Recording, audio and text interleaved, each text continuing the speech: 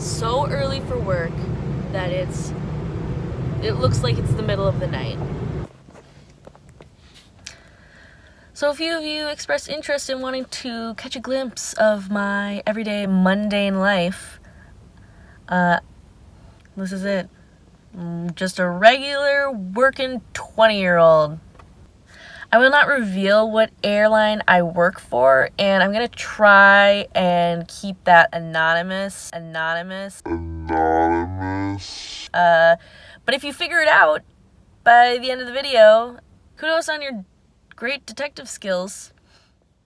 So because I work in the actual airport, I do have to go through security, but I don't go through TSA. I go through a separate security checkpoint that is specifically for workers for my airline, and then I have to get on a bus which takes me across the tarmac to the employee entrance, where then I make my way to clock in. I really enjoy working as a gate agent. It's a super interesting and fun job. It can get really stressful at times, but what job can't? So yeah, just bringing you along for the ride, and let's go. Welcome to the airport at 5:15 in the morning. It's never very busy because people tend to not want to travel this early in the morning, which is kind of nice because there's no crowd. So where I get dropped off after I get off the employee bus, I'm at one end of the airport, and I clock in at the other end of the airport. So when the tram's down and you're running late, and there's a ton of moving walkways, but they don't move as fast as you would hope they moved. So when you're running late, you're running late. So the way we track how we do flights is we do a computer system called RTSM. Don't ask me what it stands for. I have no idea. But supervisors take turns being in RTSM, looking at the flight schedule, and then scheduling individual flights to available agents all throughout the day. You're supposed to check it every 20 minutes. They will change things on you. You'll think you'll be heading to C12, and you check 5 minutes later and they actually have you going to the ACON course. So I'm saying, by constantly changing, always keeping you on your feet.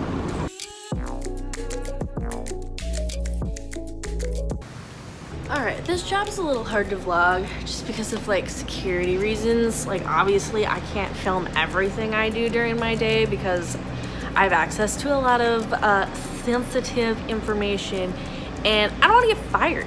So it's gonna be a little sporadically filmed, and for that I apologize, but I will film what I can.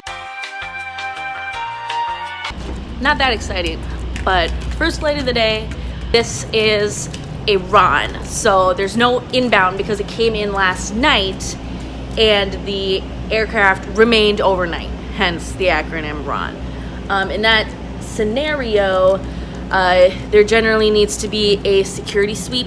So our cleaning crew or a designated person will go around the aircraft, make sure that nobody tampered with the plane, there's nothing planted in there, everything's in working order, and then they have to sign off on a security sheet, which then you have to get.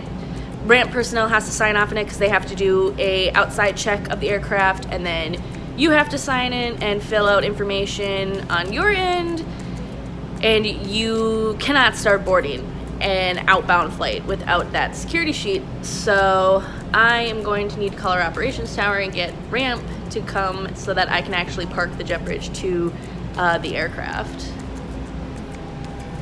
which is just chilling out there. And I need to be on it so I can get that security sheet. All right, let's do it.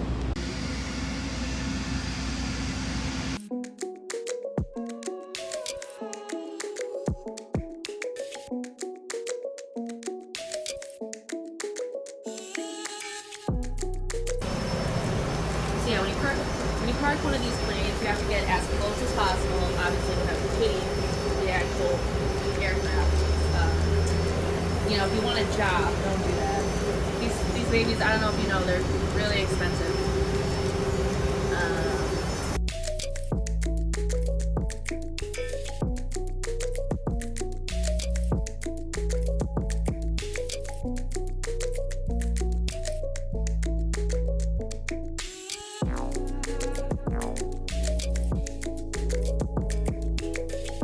another super late update. It is now noon. I have been working the same flight for the last 3 hours because Chicago is experiencing some pretty severe weather, kind of like we were yesterday. So a flight that is actually headed to Wisconsin is getting delayed because the crew got held up in O'Hare. And so I've been dealing with a lot of really unhappy Wisconsinites. But yeah, so this is the aircraft. The biggest one.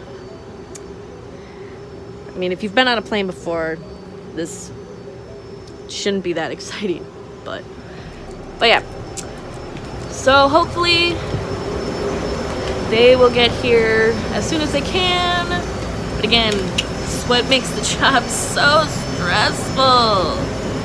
A few moments later. Good morning, ladies and gentlemen. My name is Emily, and I'll be your Delta Gate agent today.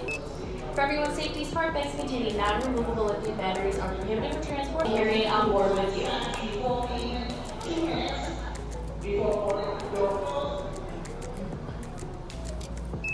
For any passengers who are still waiting on a seat assignment, valet tag, you then leave your luggage right at the bottom of the jet bridge before getting on board the aircraft. If you want to take this time to collect your things, we will begin boarding in about 2 minutes or so. Thanks much.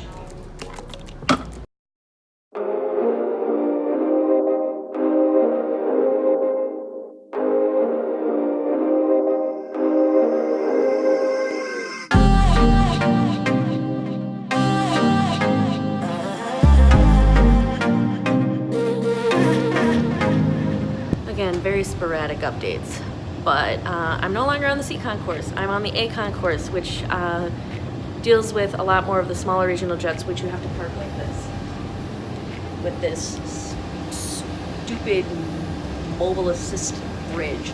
So you don't park as close to the aircraft because you have that thing that kind of, you know, bridges the gap between the jet bridge and the actual aircraft. It's I don't know. I like parking the bigger Embraers, to be honest. I just think it's faster, easier. There's some more rules that go along with Embraers that is just like, I don't know. It's easier and I prefer them. But today's been a day. A lot of delays. Well, not a lot of delays.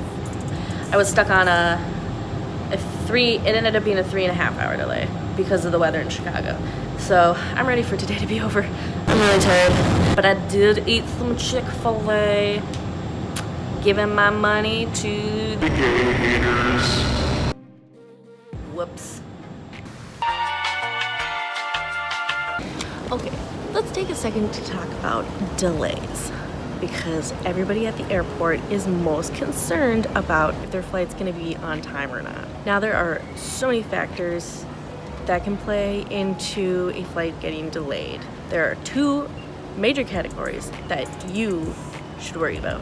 Company pay, the other being passenger pay.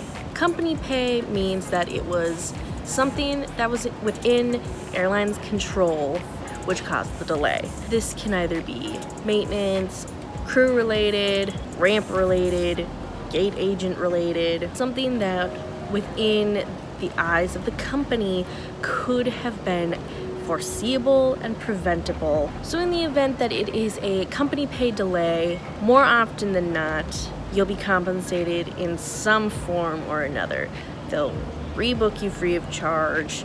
If you have to stay overnight, they will set you up in a hotel, inventory provided. Sometimes you can get air miles reimbursed, and in some instances, say you had a first class ticket or a business class ticket, and then you get rebooked in the main cabin, depending on what may have caused the initial delay, you could get reimbursed for the difference in price between those two tickets. The other category is passenger pay, and that is the complete opposite of company pay.